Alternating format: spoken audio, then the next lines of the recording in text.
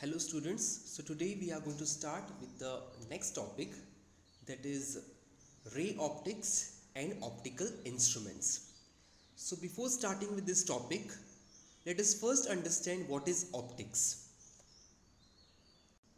So basically optics is that branch of physics which deals with the study of nature, what kind of nature of light it is, the production, how the light is produced, the source of light, and the propagation of light, how the light travels. So basically the study which deals with all of this is called as optics. Now this optics is divided into two branches. There are two main branches. The first branch is ray optics,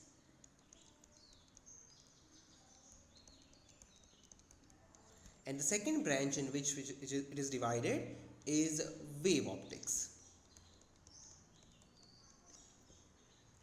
Now what is ray optics, which is also called as geometrical optics? So the branch which concerns itself with the particle nature of the light. We are going to consider that light behaves like a particle in this case, and we are going to learn different processes such as like rectilinear propagation of light or laws of reflection, refraction, the optical instrument, how they work. Okay, so all these things come under ray optics.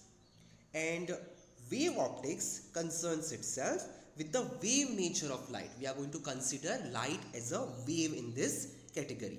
Okay, and we are going to learn phenomena such as interference of light or diffraction of light or polarization of light. So that is going to come under wave optics. So basically ray optics is going to explain us the formation of images, mirrors, lenses, the aberrations of optical images, the working and designing of optical instruments, as I told you, laws of reflection, refraction, total internal reflection, how the rainbow is formed. All these things come under ray optics. And wave optics, we are going to deal with a light which is going to behave like a wave, and we are going to learn processes such as diffraction or interference of light. So we have learned in chapter number 8, that is electromagnetic waves, that light is nothing but a electromagnetic wave, which is nothing but electric and magnetic fields which vary harmonically in space with time. It's just the electric field, combination of electric field and magnetic field, which is propagating through the medium. Okay, so that is electromagnetic wave, and we have already seen a electromagnetic spectrum wherein we saw there is a band called as visible light there. So this light is nothing but an electromagnetic wave, and this electromagnetic wave has a wavelength ranging from 4000 angstrom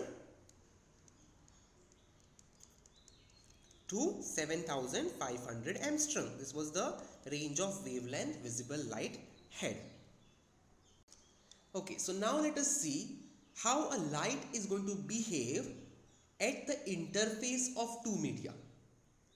So if we put a reflecting surface and if we make a light incident on that reflecting surface, how that light is going to behave.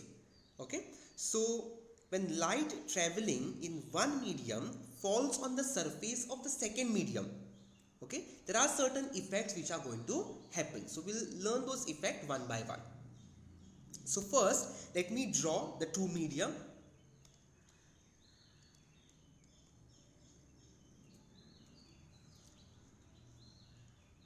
So let us consider there is a slab over here.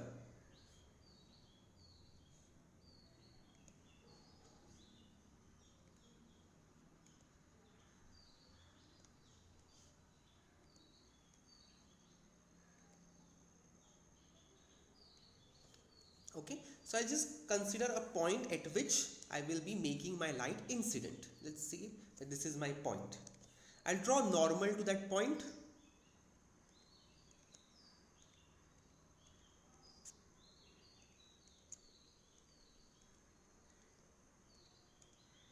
This becomes normal to that point. So let's say that this is medium 1, outside is medium 1, and this is medium 2. Let us consider that a top face over here is a reflecting face or reflecting surface.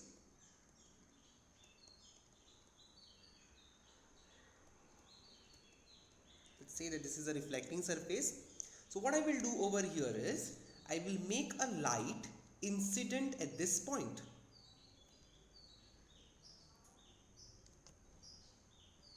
So once the light is made incident at this point, let's name this light as incident ray.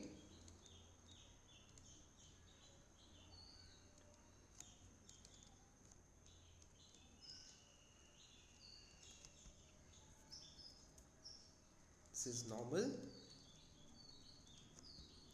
Okay, so once the ray of light is made incident on the reflecting surface, the first thing you will notice that a part of this incident light is turned back into the first medium, and this is nothing but reflection of light. That is what we have studied in the lower classes. So what is going to happen over here is the some part of the light is going to get reflected. There are different laws of reflection which we are going to learn later. So we'll get a reflected ray, something like this. This is going to be your reflected ray.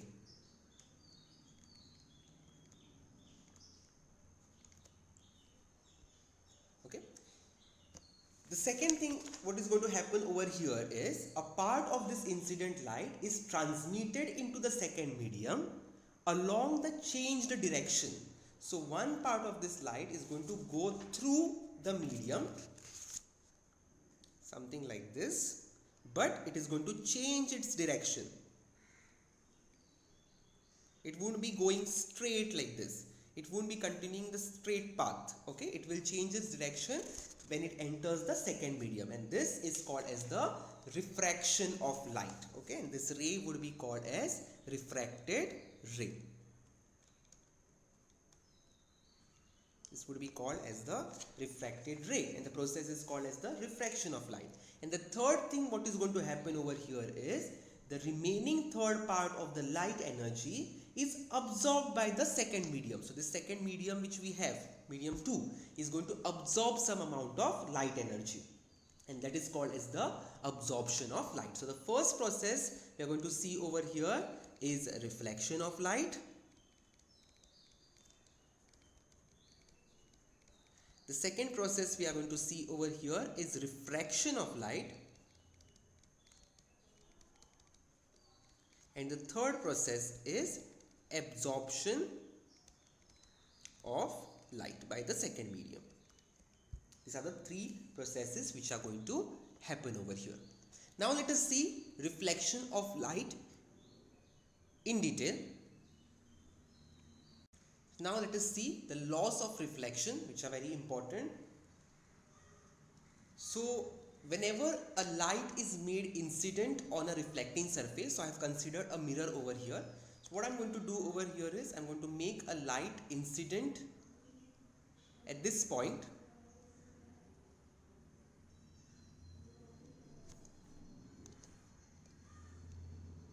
Over here, okay, and the angle, this incident ray, this is my incident ray, this is normal. So angle, this incident ray is going to make with this normal at this point where the light is made incident is called as the angle of incidence. Okay, so this light is going to get reflected back from this mirror. So it is going to get reflected back from the mirror. So let me mark the arrows, incident ray and the reflected ray, and the angle this reflected ray makes with the normal is called as the angle of reflection. So the first law of reflection of light is that the angle of incidence is equal to the angle of reflection. This is going to be the case always.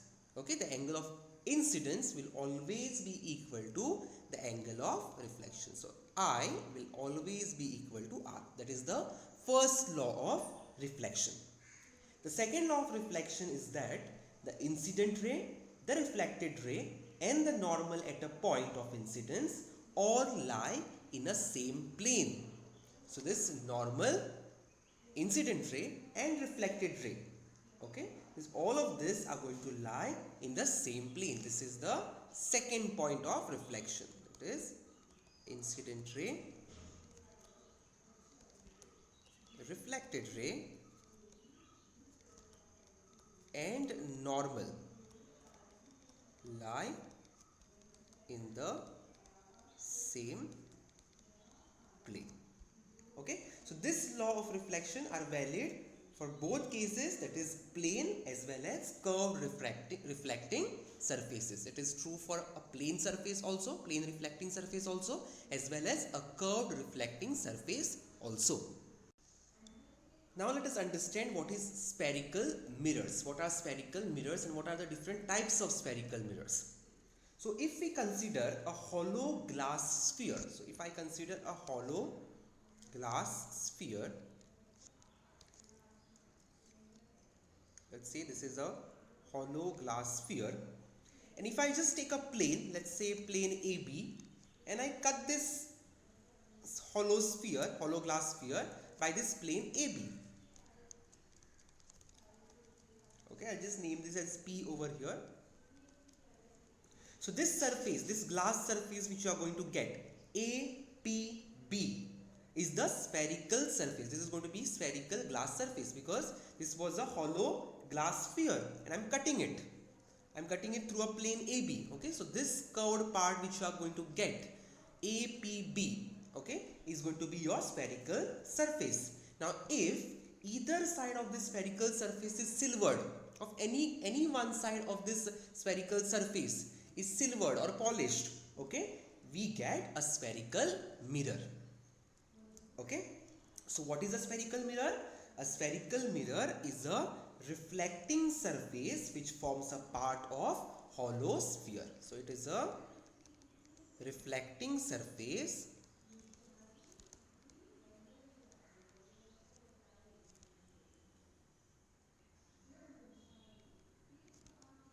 which forms a part of hollow sphere. Which forms a part of hollow sphere.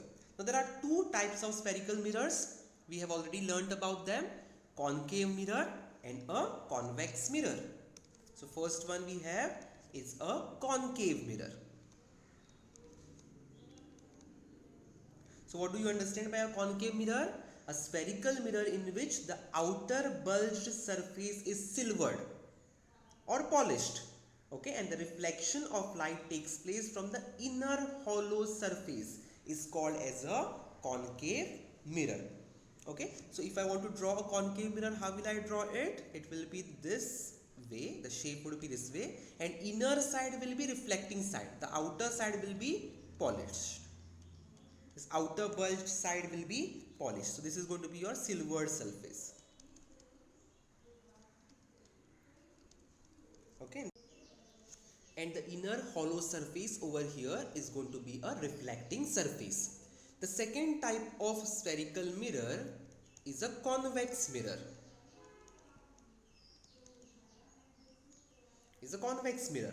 So in this case,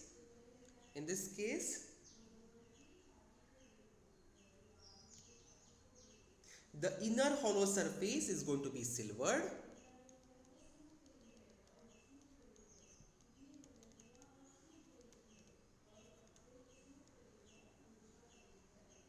or polished, and the reflection of light takes place from the outer bulged surface. Okay, so this is going to be the reflecting surface. The outer bulged surface is going to be the reflecting surface in case of a convex mirror. Okay, so now let us see some of the definition in connection with the spherical mirrors. So I have considered a part of a hollow glass sphere, that is APB, which is a reflecting surface. The outer bulge surface over here is a silvered surface and the inner surface is a reflecting surface. So basically I have considered a concave mirror over here. Okay, so let us see some of the terms related. The first term which we need to know over here is pole. What is the pole of a mirror. Okay, so pole is the middle point of the spherical mirror. So if this is a spherical mirror APB, and the middle point over here is P. So pole will be this middle point, that is P. The second term which we need to know over here is center of curvature. What do you mean by center of curvature? So center of curvature is the center C. Okay, this is going to be the center of curvature C of the sphere of which the mirror forms a part. So this APB forms a part of this sphere. So the center of this entire sphere is called as the center of curvature of that particular mirror. Okay, so center of curvature is the center of the sphere of which the mirror forms a part. Third point is the radius of curvature. The third one is the radius of curvature. So what is radius of curvature? It is going to be, the radius of curvature is going to be AC, or PC is going to be the radius of curvature. If I join AC like this, that is any point on this mirror, if I join to the center of curvature, it is going to form the radius. AC, BC or PC are the radius of curvature. That is the line PC, okay, which is passing through the pole, which is joining the pole and the center of curvature, can be considered as the radius of curvature. So how can we define the radius of curvature? It is the radius of the sphere of which this mirror forms a part. So radius of this sphere of which this mirror forms a part is radius of curvature. Next is the principal axis. So principal axis is the line PC passing through the pole and the center of curvature of the mirror. Okay, and this line is called as the principal axis of the mirror. Next is linear aperture. What do you mean by linear aperture? So it is the diameter AB of the circular boundary of the spherical mirror. So if I join AB, if I join A and B, okay, so this diameter AB of this circular boundary, which circular boundary of the mirror, that is APB. So diameter of the circular boundary APB, or the diameter of the circular boundary of the spherical mirror, okay, is called as the linear aperture. So the red line which I have drawn over here is the linear aperture of the mirror. Next is the angular aperture.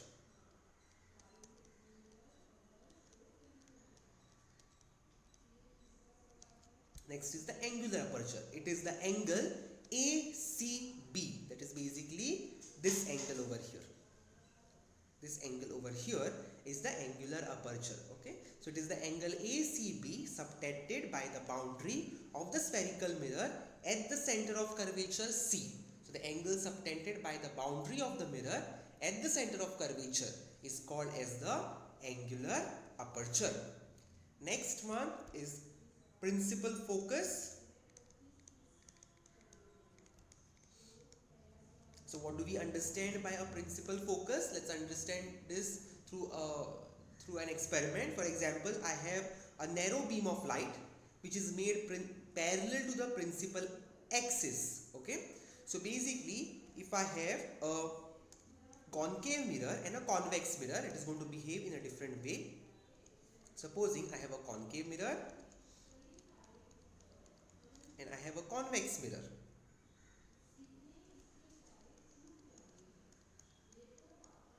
This is my convex mirror. Okay, let me draw the principal axis. This is the principal axis over here, and this is the principal axis over here. Okay, let me complete it. So let's say that this is center of curvature for this mirror, and this is center of curvature for this mirror.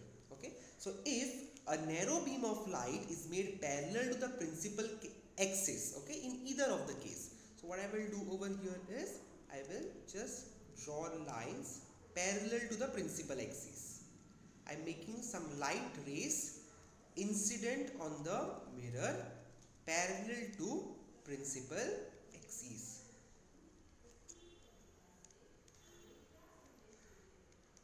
Okay, similarly in this case also, some rays of light, okay, making incident on the surface of the mirror. Okay, so in either of the cases it is going to either converge or appear to diverge. So in case of a concave mirror, these rays of light after reflection would converge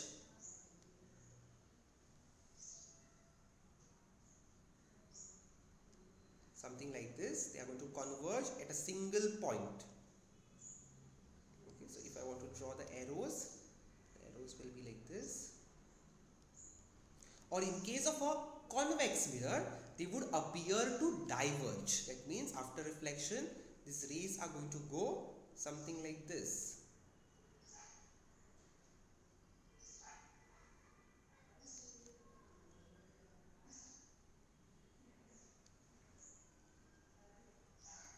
Okay, that means these arrows would be pointing like this after reflection. Okay, so if you produce this, what would happen is they would just come behind, okay, something like this, to a single point. They would come to a single point. Okay, here also they would converge at a single point, and here they would appear to diverge from a single point. Okay, so this point is called as the principal focus, which is denoted by capital F. Okay, so this point F on the principal axis, at which the rays of light converge, either converge or appear to diverge from after reflection from the spherical mirror, is called as the focus. Okay, so a concave mirror has a real focus, so this is going to have a real focus because rays are actually converging at that point.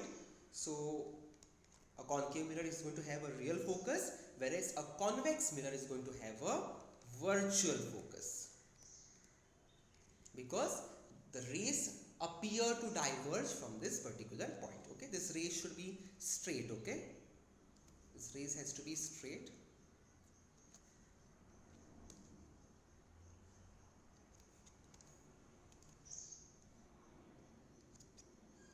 Something like this. Okay, which go out, which are diverted out. Something like this. So the next point we have is focal length. The next term which we have is the focal length. So the distance from pole to the focus, that is distance from this focus to the pole. This is your pole, this is your pole over here. So this distance, PF, okay, is called, or FP is called as the focal length. So distance between the focus and the principal pole, okay, is called, of the mirror, is called as the focal length. And lastly, we have something called as focal plane. Okay, so the vertical plane that passes through the principal focus and perpendicular to the principal axis is called as the focal plane. So if the situation is something like this, so when a parallel beam of light is made incident on a concave mirror at small angle to the principal axis. So for example, supposing you have a concave mirror like this. Okay, you have a principal axis. Let's draw a principal axis. And supposing the ray of light is coming at a small angle, it is not coming parallel to the principal axis, it is making an angle to the principal axis and coming. So let's draw a pair of rays. Okay, so obviously they are going to get reflected, something like this. Okay, so you will notice that these rays are going to meet at a point not on principal axis. They are not going to meet on the principal axis. Okay, but here your focus is going to lie, and they are going to lie on a plane which is passing through focus, which is drawn perpendicular to the principal axis. So this point is going to lie on the focal plane. Okay, so basically you will see that these rays are going to get converged to a point in a focal plane of the mirror and not the focus. Okay, so what is a focal plane? A vertical plane, that is this plane. A vertical plane passing through the principal focus. This plane has to pass through the principal focus perpendicular to the principal axis is the focal plane. So this is your focal plane. Now let us see the new Cartesian sign convention for spherical mirrors. There are different sign conventions which are followed for spherical mirrors. So the first one under that is all the ray diagrams are drawn with the incident light traveling from left to right. So your incident light should always travel, while drawing the ray diagram, incident light should always travel from left to right. So if supposing you have a mirror like this, your incident ray has to go like this. Okay, this is your concave mirror. In case of a convex mirror also, the rays has to go from left to right. Okay, so that is the first point. The second point is that all distances are measured from pole of the mirror. So whenever you measure the object distance or the image distance, all these distances are going to be measured, or the focal length or the radius of curvature, this distances compulsorily has to be measured from the pole. So for example, this is your concave mirror, this is your pole, you need to measure, let's say, the radius of curvature. Then you have to start measuring it from the pole, this side. Okay, you have to go on from the pole. You have to go from right to left in that case. Okay. In case of a convex mirror, it is going to be from left to right, because your convex mirror is going to be something like this. So you have to go from pole to center of curvature. You have to start it from the pole. That is the second point. The third point is that all distances measured in the direction of incident light are taken as positive. That means all the distances you will be starting from pole. You will be starting measuring it from pole. But if you are measuring it in the direction of incident light, for example, now here the incident rays are going to be, for example, like this. Okay, so how are you going to measure the distance? From the pole. That means while measuring the distance, you are going to go opposite to the incident rays. You are not going in the direction of incident rays. You are going opposite to the incident rays. Okay, so the distances which are measured in the direction of incident rays will be taken as positive, and the next point is the distances measured in the direction opposite to incident rays are taken as negative. So this distance over here will be taken as negative. The radius of curvature over here is going to be negative. Okay, so that is the fourth point. Third and the fourth point, that is the distances measured in direction of incident rays,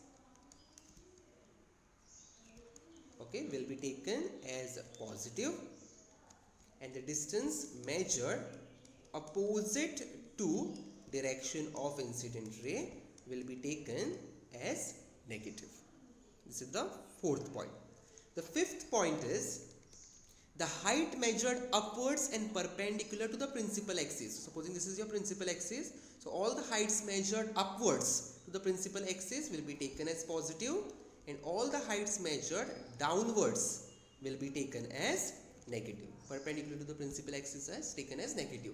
So all the object heights will be taken as positive if your object is kept perpendicular upwards, and if you are getting an image downwards, inverted image, that image height will be taken as negative. Okay, so these are the 6 rules. The first rule is all the ray diagrams are drawn with incident light traveling from left to right. Second rule is that all the distances has to be measured from the pole. If you are measuring the distance in the direction opposite to the direction of incident light, it will be taken as negative. If you are measuring it in the direction of incident ray, it will be taken as positive. Heights measured upwards perpendicular to the principal axis will be taken as positive, and heights measured downward perpendicular to principal axis will be taken as negative. So these are all the 6 points which you need to understand. Okay, so this is the new Cartesian sign convention for spherical mirrors. So according to this sign convention, we will see that the focal length and the radius of curvature are negative for a concave mirror and positive for a convex mirror. Okay, so if you have a concave mirror, you will be measuring the radius of curvature and the focal length, okay, opposite to the direction of incident light. Incident light will be going like this and you will be measuring from the pole. So the distances will be negative. The focal length and radius of curvature will be negative for concave mirror. Whereas in case of a convex mirror, your convex mirror is something like this. Okay, so radius of curvature and focal length are on this side. And the incident ray will be coming like this. That means you are starting from pole and you are going in the direction of incident light. So in this case, the focal length and the radius of curvature both will be taken as positive. And in this case, focal length and radius of curvature will be both taken as negative. So next is the relation between the focal length and the radius of curvature. So basically, the relation between the focal length and the radius of curvature for a concave mirror as well as convex mirror is the radius of curvature is equal to 2 times the focal length, or the focal length is half of the radius of curvature. So focal length, right over here, focal length is equal to half of the radius of curvature. And this is true for a concave mirror as well as convex mirror. That is, F is equal to half of R, or R is equal to 2 times F. These are the relations, or the relation between the focal length and radius of curvature. So let's quickly go through the rules for drawing the images formed by spherical mirrors, which we have already learnt in our 10th standard. So if we have a concave mirror, the first ray you can draw is a ray which is proceeding parallel to the principal axis. So supposing this is your principal axis and you are drawing a ray parallel to the principal axis to a concave mirror, that ray will get reflected and pass through focus. Correct? And in case of a convex mirror, if you draw a ray parallel to the principal axis, it will appear to come from the focus. So focus would lie somewhere over here, and this ray which is reflected would appear to come out from the focus. So it is going to appear to come out like it is coming out from the focus for a convex mirror. The second rule is that a ray which is passing through the principal focus. So let's see first for a concave mirror. So if your ray is passing through the principal focus, something like this,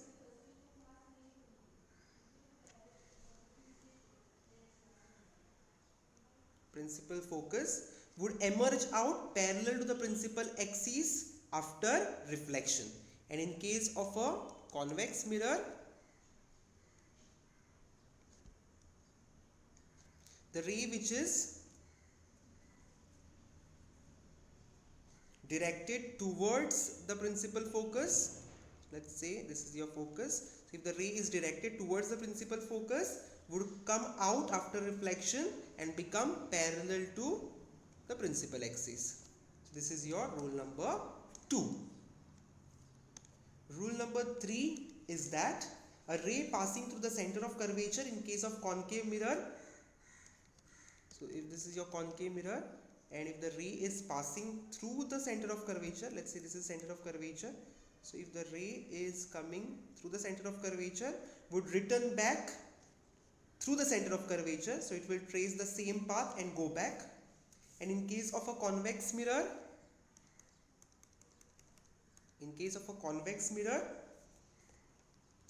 the ray which is directed towards the center of curvature, so let's say this is center of curvature. So if there is a ray which is directed towards the center of curvature, would get reflected back through the same path which is directed towards the away from the center of curvature. It will be going back through the same path. Okay, this is rule number 3.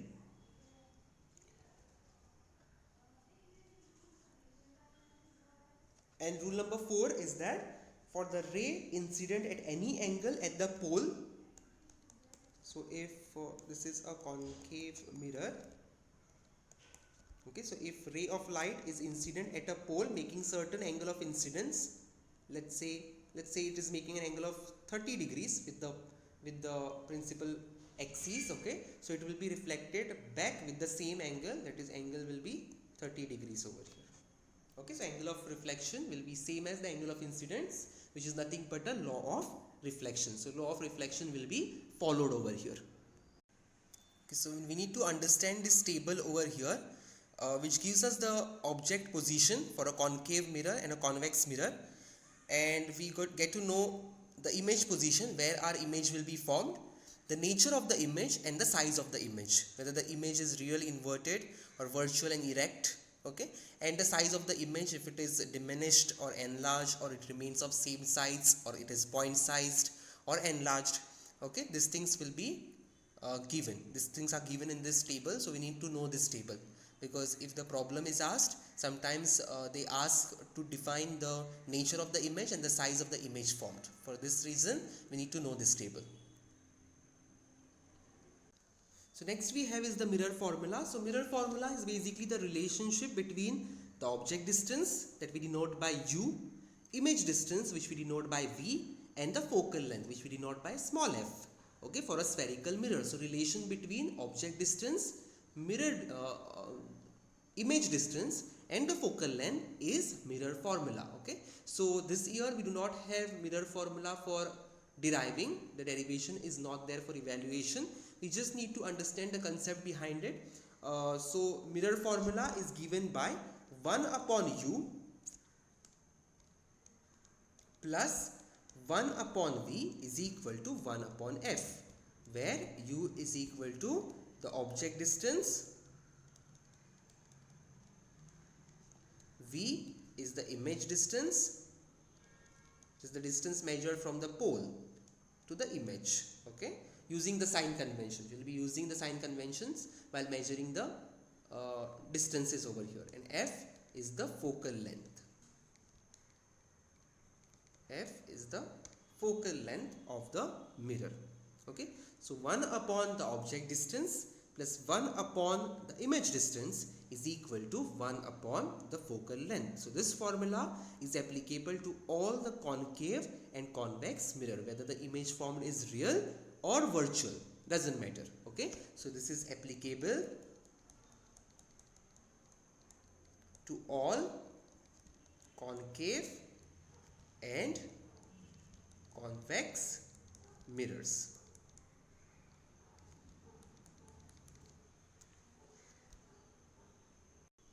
Next is the linear magnification, which is the ratio of height of the image to that of the object. Okay, so this is the ratio, which is height of the image to the height of the object, is called as the linear magnification, which is also called as transverse magnification or just magnification. Okay, so magnification is denoted by m. Magnification is denoted by m, which is given by height of image divided by height of object. Okay, which is, let's say, h2 upon h1, where h2 is the height of image and h1 is the height of object.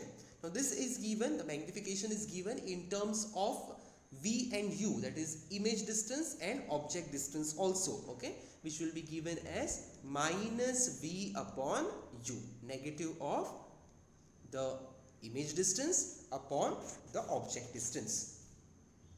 Okay, so if you want to write the formula in terms of u and focal length, you can write this formula in terms of u and focal length also. So m is equal to minus v upon u can be written in terms of object distance and focal length also. It is given by focal length upon focal length minus the object distance. And if you want to write down the formula in terms of focal length and image distance, then it is given by f minus v, that is focal length minus the image distance divided by the focal length. So these are the various formulae for the magnification of a mirror, the linear magnification of a mirror. So in case you know the object distance or focal length or the any two of this, like focal length or and object distance, or focal length and image distance, or image distance and object distance. Okay, any two of these you can easily find out the magnification, or it is simply given by height of image with the height of object. Important thing to note over here is that the mirror formula that we learned, 1 upon u plus 1 upon v is equal to 1 upon f. Okay, it is valid, as I told you, for concave as well as convex mirror. Whether the image formed is real or virtual, this formula is going to be valid. Another thing to note over here is, depending upon magnification, you can tell whether the image formed is diminished or enlarged. So if the magnitude of your magnification, if magnitude of your magnification is greater than 1, if your magnification turns out to be greater than 1, then the image is magnified, or the enlarged image you are going to get over here. If the magnification is lesser than 1, okay, the image, that means it is in the decimals, okay, the image is diminished. The image is going to be diminished in this case. If the magnification is equal to 1, if it is exactly equal to 1, the image will remain of the same size as that of the object. Okay, so image size will be same as the object size. Okay, if m is positive, that means if m is greater than 0, if m is positive, that means that image is virtual.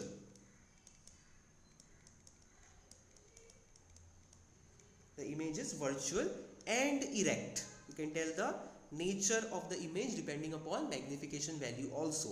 And if m is negative, if magnification is lesser than 0, then the image is real and inverted. That also can be told. Now let us understand what is a spherical aberration. So spherical aberration is an inability of a spherical mirror of large aperture. So if you have a mirror of a larger aperture, it is not able to converge all the rays which are incident on it, okay, to a single point. Like for example, the para-axial rays will be converged at the focus, but the marginal rays, which are made incident at the margin or at the end points of that mirror, okay, will be converged at some other point which is very much closer to the focus. Okay, so for example, supposing, let's understand this using a figure. Okay, so supposing this is my concave mirror having a larger aperture. Okay, this happens when the mirror have a very large aperture. So if I have this principal axis and I'll draw some para-axial rays like the parallel to the principal axis, okay, very close and parallel to the principal axis. So these are some of the para-axial rays.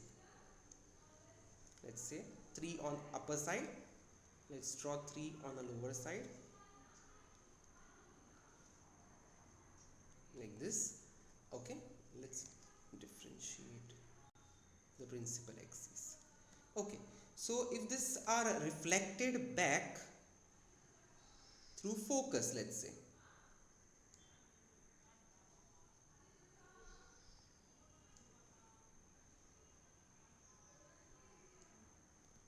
since these are very close to the principal focus, this will be reflected through the focus, exactly through the focus.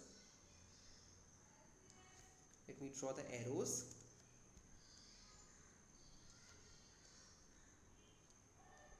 Ray diagram, arrows are very important. Even when you are doing your practicals, if you do not draw arrows to your ray diagram, it is considered as wrong. Ray has to have an arrow. Okay, so this is your principal focus. So this is about your para-axial rays. But what about marginal rays, which are away from the rays which are away from the principal axis? Okay, so let's draw some of the marginal rays. I'll draw 2 of them on top and 2 down. So these are my marginal rays. So what happens with this marginal rays is, okay, they will be converging at a point, but they will be converging at a point which is not the focus. It will be a point on the principal axis, but not focus. It will be a point which is little bit away from a focus. Okay, and why did this happen? This happened because of the spherical aberration, this inability of the mirror having a large aperture to converge all the rays at a single point.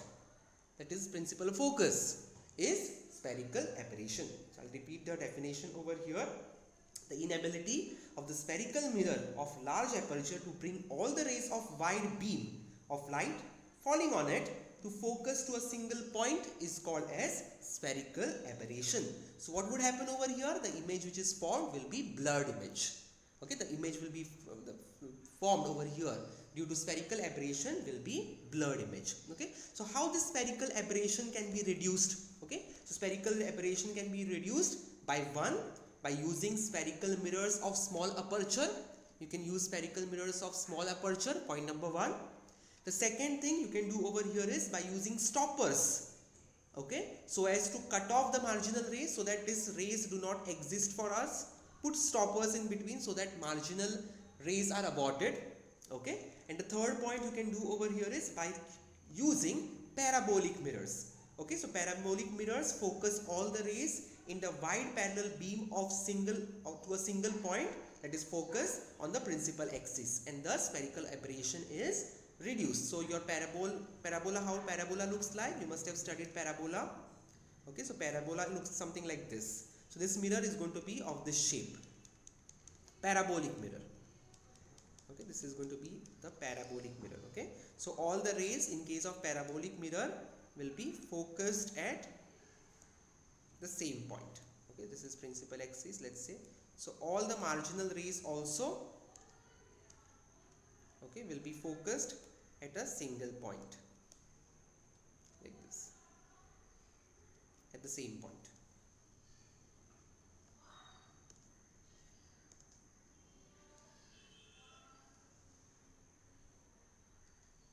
Okay, anyhow you draw, it will be focused at the same point.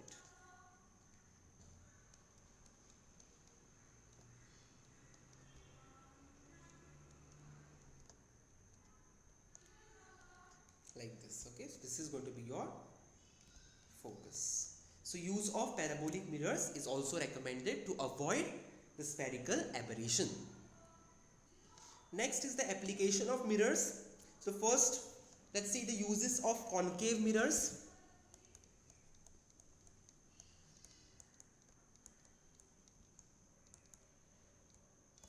So the first use of concave mirrors, the concave mirrors is used in shaving, or makeup mirrors are concave mirrors because it forms a magnified and erect image. Concave mirrors forms magnified and erect image of the face when it is held closer, when the mirror is held very much closer to the face. Okay, it is going to give you a very clear picture of your face. Okay, that is why it is used for shaving or makeup.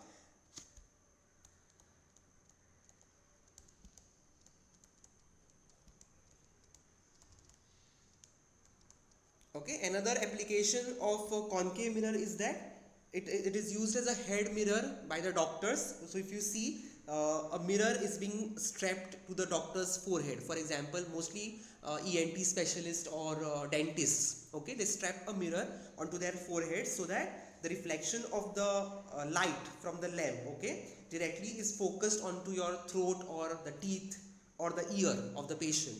Okay, so that is how it is used. So forehead mirror or head mirror, which is used by doctors. Okay, this is the second application of concave mirror. Concave mirrors are also used as reflectors. Okay, they are also used as reflectors in headlights of the cars, railway engines, torch lights, etc. Okay, the source is placed at the focus of a concave mirror, and the light rays after reflection travel over the large distance as a parallel intense beam.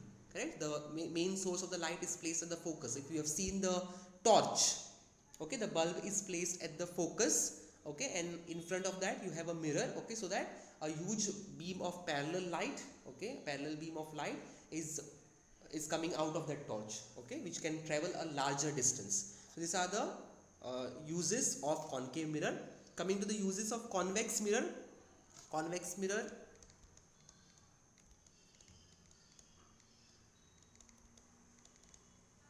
okay, we know the most common use of convex mirror is a rear view mirror in cars.